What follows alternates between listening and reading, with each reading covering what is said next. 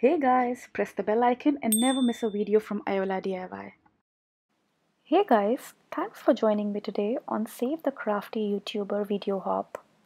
This particular hop has been organized in order to support some small YouTube channels who have been affected by the new monetization policies by YouTube.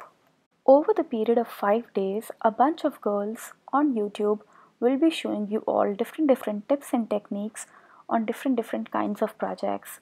There are more than 150 prizes to be won, and in order to win any of them, you must comment as well as write whether you are from USA or outside US. And the more you'll comment, the better are the chances. And if you really like my channel, please don't forget to hit the subscribe button. One of our mega sponsors, Catherine Pooler, was very kind enough to send me these amazing stencils, cardstocks, and some inks. I will be using all of them later in this particular video. The cardstocks are of really good quality, and I cut my die cut pieces using the fantasy dies and these cardstocks. You can see the dies are super intricate, and I'm gonna list down each and every product which I have used in the description box below. I'm using this particular stencil from Catherine Pooler, and using my paper texture paste, I'm gonna apply it all over my canvas. My canvas is pre-primed with some white gesso because I want the colors to show properly and I don't want them to bleed through. Once my paste is dry, I'm gonna take some black gesso, dilute it with water, and cover my canvas at random places. I want to give my canvas a very galaxy kind of a look, so that is why I'm coloring it with some black paint. Now using some opal magic paint, I'm gonna color it. The first part is basically making the background, and for this I use different kinds of colors, and I will use them till the point I get satisfied with my background.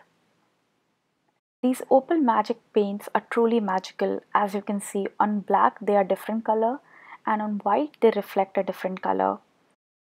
I'm getting closer to the background which I like, and eventually you will see that I've colored the black part, but trust me, because of the black part, the interior of the canvas has a darker shade, and every little bit counts. I always keep a lot of tissue besides me so that I can wipe off the excess paint, and I'm pretty much satisfied with my canvas in the end. Here I'm using some color bloom sprays, again by Prima Marketing, and I will be splattering it in a particular fashion and dripping the paint downwards towards the gravity. Now I will take some black gesso as well as white gesso, and using a toothbrush I'm gonna sprinkle it all over my canvas. Canvas looks like a galaxy. Now let's add stars to it.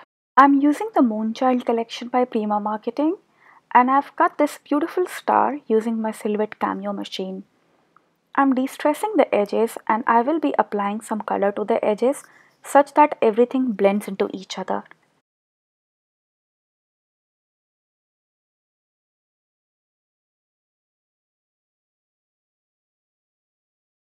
My next step is fairly simple. I'm going to be preparing my chipboards, and for that I will be putting some Versamark fine ink and adding some embossing powder on it.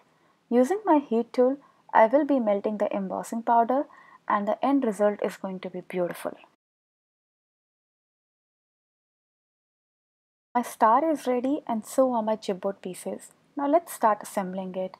I give dimension to my elements by adding pieces of chipboard together and creating a raised platform. The dies which I have used are from Fantasy, and I have cut them using the black cardstock as well as the white cardstock by Catherine Pooler. The assembly part is pretty much hidden trial, and I have already done it off camera, so that is why over here on camera it looks like it is coming very much naturally. To give textures to my creation, I will be using basic items like threads and some metal gears which I bought off from my local craft store. The collection which I'm using, as I mentioned earlier, is called Moonchild, and I'm gonna list it down below in the description box. All the flowers and as well as most of the celestial elements which you will see me using are again by the same collection. So the assembly part is pretty much self-explanatory, so I'm gonna go a little off topic and talk more about my giveaway. So for this particular YouTube hop, I will be giving away 2 gift cards by scrapbook.com. They have been very generous and kind enough to donate 2 gift cards of $25 each. It will be open to everyone all across the world. That means my giveaway is open international. That's a good news. And in order to be eligible to win my giveaway, my particular giveaway, you have to be my subscriber and you have to follow me on Instagram as well as leave me a comment down below. When you leave me a comment below, make sure you write your Insta handle through which you are following me, and also make sure that you mention that you have already subscribed to my channel. All my social media links will be listed down below in the description box. Make sure you check it out in order to be eligible for this particular giveaway. Now, one very important tip I'll give you. In case you have stuck a flower and it's very hard to remove, just use your heat tool and it will loosen the glue and you can easily remove the flower. I use this technique all the time to pluck out my flowers from my old projects. As we are continuing further, I'm simply assembling my canvas with a hit and trial method of different elements all across.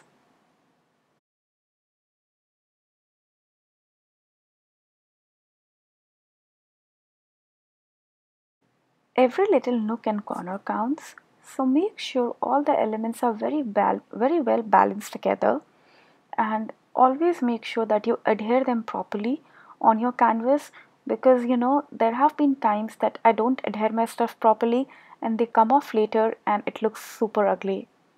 Here you will see that I'm using the vellum packaging which came with the flowers and I'm applying it on my canvas. I try to use my packaging as much as I can. I hate wasting a single piece of paper in my craft room. I'm using this beautiful clay piece which I made using a mold. And in order to color that, I will be using some Art Alchemy paints. I've taken shades of green, purple and brown and I will blend them together as you will see in this video.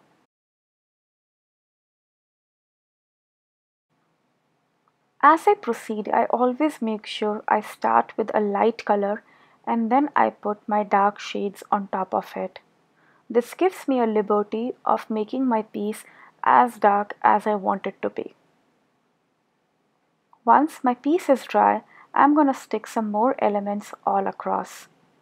Now using some soft matte gel, I will be applying it at random places so that I can sprinkle some art stones as well as glitter and beads on it.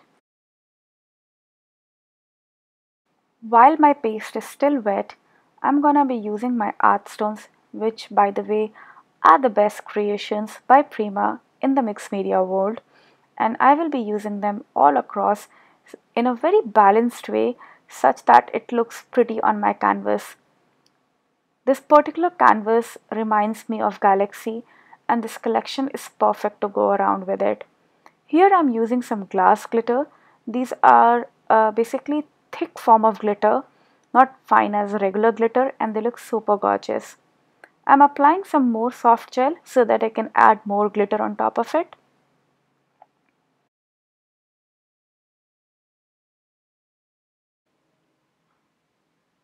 Once my glitter and stones are dry, I decided to add some white gesso to it. This particular step helps me in neutralizing the entire canvas, and for this I would use my toothbrush, but before that I want to cover my flowers because I don't want that to be immersed in white paints. So I'm using simple tissue and I've covered my words and some flowers on which I don't want white sprinkle. So this particular white sprinkling part helps in balancing out the layout. In order to tone it a little bit more, I'm going to take my dabbing brush and using the dry brush technique, I'm going to apply it all over. Now let's move on to the next step, which is applying some beads. For this, I have taken some soft matte gel and on top of it, while it is still wet, I'm going to apply these beautiful glass beads. I'm gonna try to link it down below because it's hard to find in this particular color. My stones are fully dry and I will apply some color on top of it. I never apply dark patch of colors because I like my stones to have a very light shaded effect. For this, I simply apply my color and using a sprinkle of some water, I dilute the color. And one more thing I forgot to mention in the beginning, which is basically once I am ready with my background, I cover it all with some clear gesso so that nothing can bleed through it and my canvas is well protected. In the end, again, I'm gonna dry brush it a little bit more so that all the colors they get toned down a little bit. I really hope you guys have enjoyed watching this video. If you did, don't forget to leave me a big thumbs up. And for the giveaway information, it is somewhere in the middle of this video, so make sure you watch the entire process. And thank you so much guys for joining me today. Make sure you follow all the other YouTube hoppers who have worked very hard for this particular hop. The next person in line is there in my description box below. A big thank you to my personal sponsor scrapbook.com and have a great day guys. Bye.